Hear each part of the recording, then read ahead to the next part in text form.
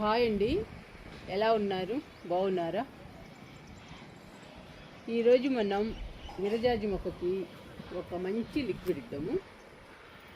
ఈ లిక్విడ్ ఇవ్వడం వలన విరజాజి మొక్క నిండా మొగ్గలతో పువ్వులతో కలకల్లాడుతుంది. అంతేకాదండి, విరజాజి మొక్క కూడా హెల్దీగా పచ్చగా ఉంటుంది.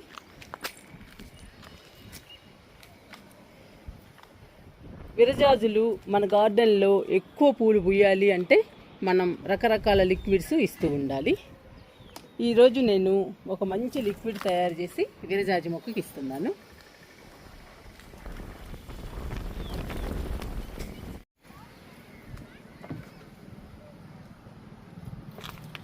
ఈరోజు విరజాజి మొక్కకి ఉల్లిగడ్డ తొక్కలతో లిక్విడ్ తయారు చేసి విరజాజి మొక్కకి ఇస్తున్నాను. ఈ ఉల్లిగడ్డ తొక్కలు రోజు మన ఇంట్లో వస్తాయండి. ఎందుకంటే మనం ప్రతిరోజు కర్రీ చేసుకుంటాము. ఆ కర్రీలో మనం ఉల్లిగడ్డని తప్పకుండా వాడతాము. అందువల్ల ప్రతిరోజు మన ఇంట్లో ఈ ఉల్లిపాయ తొక్కలు వస్తూనే ఉంటాయి. ఈ ఉల్లిపాయ తొక్కల్ని పడేయకుండా మనం 2-3 రోజులు వాటర్లో నానబెట్టాలి. వాటర్లో నానబెట్టడం వలన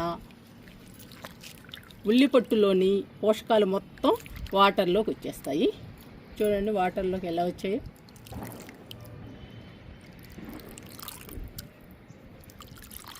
ఈ లిక్విడ్ పూల మొక్కలకి చాలా బలం అండి.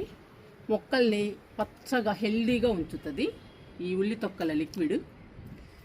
మొక్క నిండా మొగ్గలు పూలు రావడానికి దోహదపడుతుంది. అందువల్ల ఉల్లి తొక్కు చాలా మంచిదండి పూల మొక్కలకి.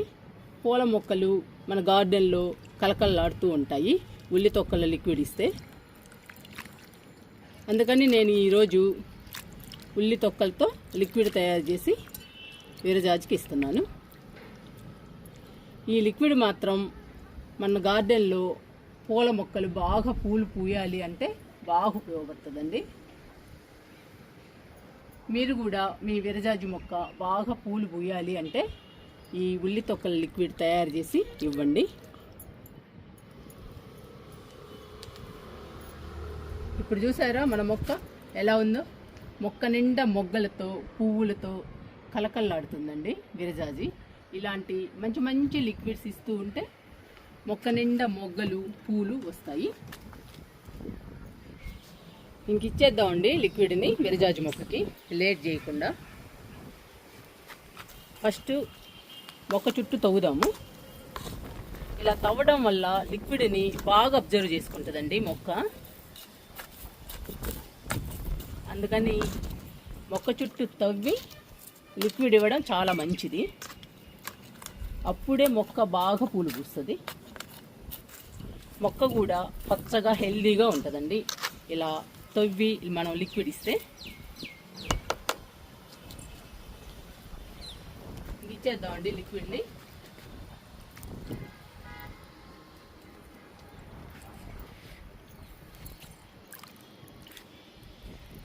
నేను తొక్కలతో కలిపే ఇస్తున్నాను లిక్విడ్ని. ఈ లిక్విడ్ మాత్రం మొక్క నిండా మొగ్గలు పూలు రావడానికి మాత్రం చాలా ఉపయోగపడుతుందండి. ఇప్పుడు ఈ విరజాజులు మీకు కోసి చూపిస్తాను. మన గార్డెన్లో మన విరజాజి మొక్క ఎన్ని పూలు పూస్తుందో. ఇలాంటి మంచి మంచి లిక్విడ్స్ని మనం పూల మొక్కలకి ఇస్తే పూల మొక్కలు మొక్క నిండా మొగ్గలు పువ్వులతో కలకల్లాడుతుంది. ఇంకా పూలు కోస్తానండి.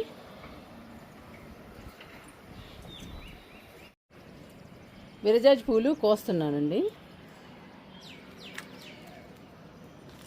బాగా పూస్తుంది విరజాజి.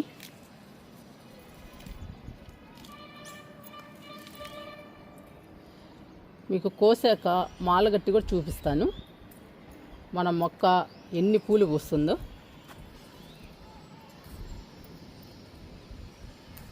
చూడండి ఎన్ని పూలు ఉన్నాయో, మొక్క నిండా ఉన్నాయి. మీరు చూస్తున్నారు కదా.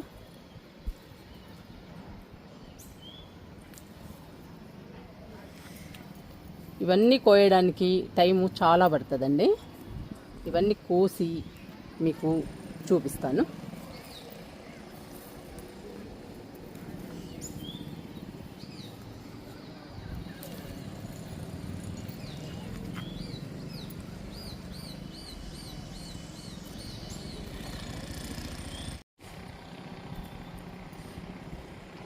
ఇంకా చివరికి వచ్చానండి. పూలు కోయడం అయిపోవచ్చాయి. అన్నీ కోసేసాను.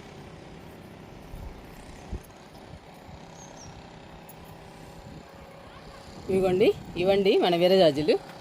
మీకు మాలగట్టి కూడా చూపిస్తాను. విరజాజి మొక్క దగ్గరే కూర్చుని మాల కడుతున్నానండి. ఇవిగోండి విరజాజులు. ఇక్కడే కడుతున్నానండి మాల కూడా.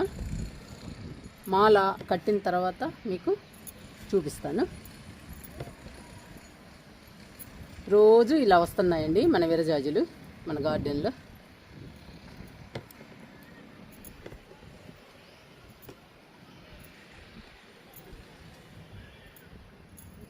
చాలా హ్యాపీ అనిపిస్తుందండి. ఇలా మొక్క నిండా పూలు వచ్చి మనం పెట్టుకుంటుంటే మనకి చాలా హ్యాపీ అనిపిస్తుంది. గార్డెన్ వల్ల చాలా ఉపయోగాలు ఉన్నాయండి. ఎందుకంటే గార్డెన్ మనకి పూలని, కాయలని, కూరగాయలని అన్నిటినీ ఇస్తుంది గార్డెన్. అందువల్ల చాలా ఉపయోగము గార్డెన్. మనకి కూడా ఆహ్లాదంగా ప్రశాంతంగా ఉంటుందండి గార్డెన్లో ఉన్నప్పుడు. చాలా హ్యాపీ అనిస్తుంది గార్డెన్. మనమైతే పూజకి కానీ మనం పెట్టుకోవటానికి కానీ పూలు కొనే పని ఉండదండి. మల్లెపూలు, విరజాజులు, సన్నజాజులు, చామంతులు ఇవన్నీ కూడా మనం పెట్టుకోవచ్చు. గులాబీలు ఇవన్నీ పెట్టుకోవచ్చండి మనం. మందారాలు, పొగడబంతి, జడబంతి ఇలాంటి పూలు, ఎడేనియం, గన్నేరు ఇలాంటి పూలు దేవుడికి పూజకు ఉపయోగించుకోవచ్చు. అందువల్ల మనం పూలు కూడా కొనే పని ఉండదండి. అన్నీ కూడా మనకి గార్డెన్ ఇచ్చేస్తుంది. అందుకనేనండి గార్డెన్ చాలా హ్యాపీని ఇస్తుంది. మీకు పూర్తిగా మాల కట్టేసి అన్ని పూలని చూపిస్తాను.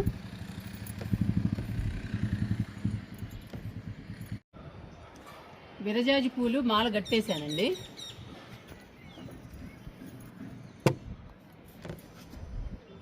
చూడండి ఎంత పెద్ద మాల వచ్చిందో. నేను రోజు పెట్టుకుంటానండి విరజాజులు. నాకు చాలా ఇష్టము విరజాజి పూలు.